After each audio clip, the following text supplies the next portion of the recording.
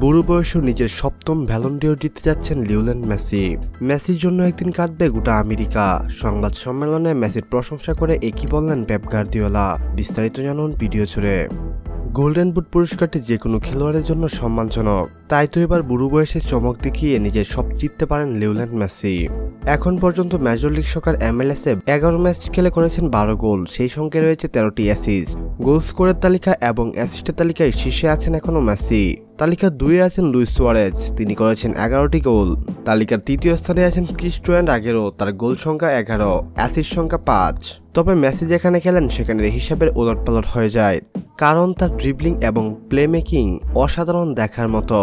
সে নিজে যেভাবে গোল করে ঠিক সতীর্থ দিয়ে একইভাবে গোল করাতে পছন্দ করে লিও মেসি, আর তাই তো তার গোলের থেকেও অ্যাসিস্ট সংখ্যা বেশি থাকে সবসময়। মেজর লিগ সকার MLS-এর গোল্ডেন বুট ড্রয়ের ক্ষেত্রে প্রতিটি গোল এবং অ্যাসিস্টের জন্য এক পয়েন্ট করে ধরা হয়।